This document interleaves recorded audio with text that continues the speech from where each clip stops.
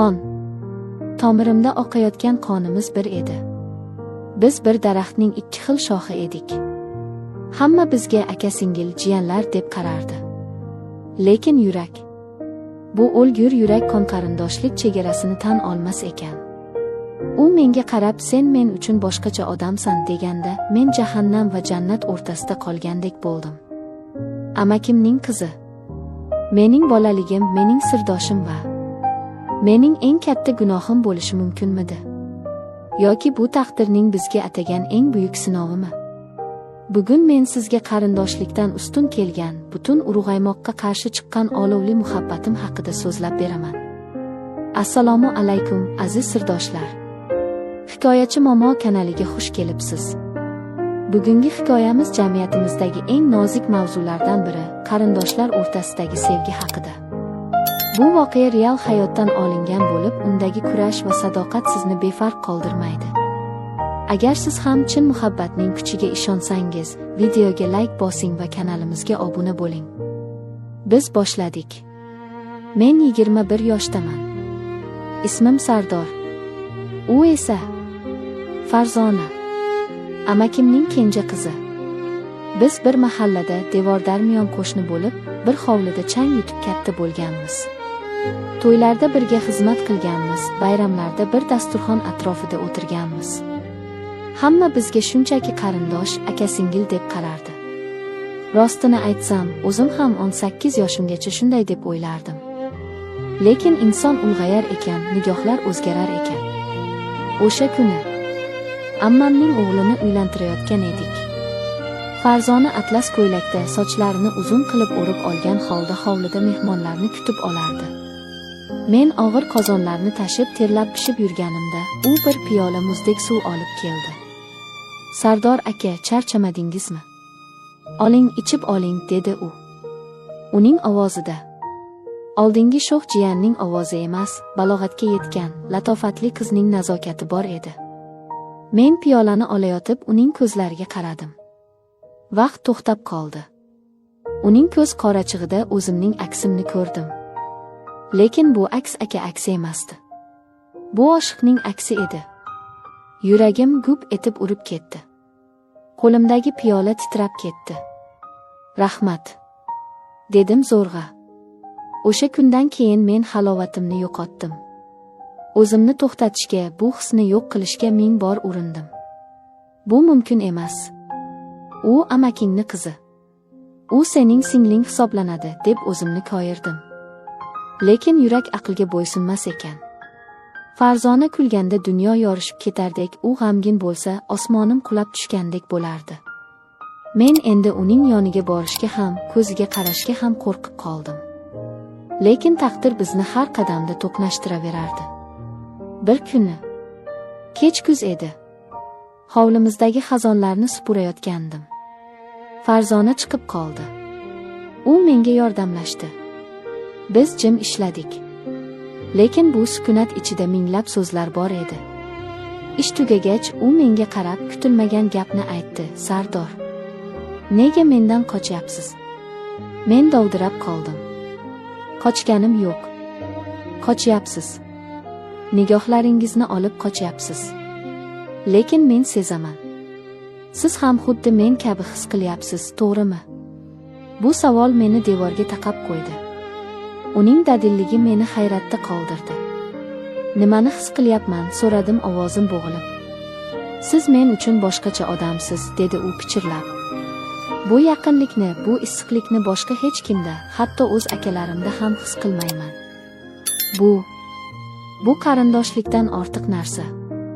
Shu so'zlardan so'ng to'g'on buzildi.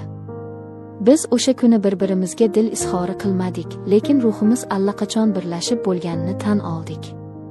O'sha tun men uxlay olmadim. Har lahza xayolimda uning ko'zlari, ovozidagi titroq. Biz yashirincha gaplashadigan bo'ldik. Telefon orqali, xatlar orqali. Biz gunoh qilyapmizmi, deb so'rardi u ba'zan qo'rqib. Yo'q, derdim men ishonch bilan. Bizning niyatimiz pok. Biz bir-birimizni yomon yo'lga boshlamayapmiz. Biz shunchaki sevamiz. Lekin bu baxt uzoqqa cho'zilmadi. Qishloq joyi devorlarning ham qulog'i bor.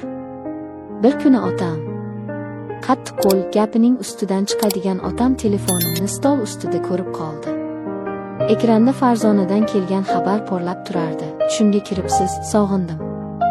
Otamning yuzi avval oqardi, keyin qizardi. Meni chaqirdi. Bu nima deb baqirdi u telefonni ko'rsatib. Men nima deyishni bilmay yerga qaradim. Bu kim? Jiyanimmi? Amakingni qizimi? Ha, dedim sekin. Otamning qo'li havoga ko'tarildi-yu, lekin urmadi. Undan ko'ra og'irroq so'z aytdi. Uyalinglar. Senda nomus bormi? U sening singling-ku. Odamlar nima deydi? Aka-uka quda bo'lmaydi, qon buziladi, gap so'z bo'ladi demaganmidim? Men ilk bor otamga tik qaradim. Dada, u mening singlim emas. U mening taqdirim. Biz bir-birimizni sevamiz. Bu shunchaki havas emas. Otam stolni mushtladi. O'chirasan. Hoziroq hammasini tugatasan. Agar yana bir marta o'sha qiz tomonga qaraganingni ko'rsam yoki u bilan gaplashsang, senday o'g'lim yo'q. Amakingni yuziga qanday qarayman? Uyda katta janjal bo'ldi. Onam yig'ladi. Qo'y bolam, el-yurt oldida sharmanda qilma, qarindoshchilikka putur yetkazma deb yalindi. Farzonaning uyida ham xuddi shunday bo'ron bo'lganini keyin bildim. Onasi telefonini olib qo'yibdi, ko'chaga chiqishni taqiqlabdi. Biz ikki dunyo orasida qoldik. Tashqaridan qarindoshlar, ichkaridan bir-biriga talpingan oshiqlar. Oradan bir hafta o'tdi. Bu bir hafta men uchun do'zax azobidek tuyuldi. Farzonadan darak yo'q. Tirikmi, o'likmi bilmayman. Har kuni devorning u tomoniga qarayman, balki sharpasini ko'rarman deb. Otam meni qattiq nazoratga olgandi. Bir kuni kechasi hamma uxlaganda devor tirqishidan kichkina qog'oz parchasi tushdi. Yugurib borib oldim. Farzonaning xati edi. Meni boshqa qishloqdagi uzoqroq qarindoshimizga uzatmoqchi bo'lishyapti. Otam rozi bo'lish arafasida. Sardor, men o'lsam o'lamanki, boshqasiga tegmayman. Meni qutqaring. Xatni o'qib qo'llarim musht bo'lib tugildi. Demak, ular bizni ajratish uchun shunday yo'l tutishibdi-da. Yo'q. Men bunga yo'l qo'ymayman. Ertasiga tong saharda amakimning ishga ketishini poyladim. Lekin undan oldin Farzona bilan ko'rishim kerak edi. Bizning eski joyimiz bog'ning etagidagi keksa yong'oq daraxti tagida uchrashdik. U devordan oshib tushgan edi. Ahvolini ko'rib yuragim ezildi. Ko'zlari shishgan, rangi oqargan. Meni ko'rishi bilan bag'rimga otildi. Men qo'rqyapman. Ular meni baribir berib yuborishadi, dedi u yig'lab. Men uning yuzlarini siladim. Qo'rqma. Men tirik ekanman, sen hech kimga tegmaysan.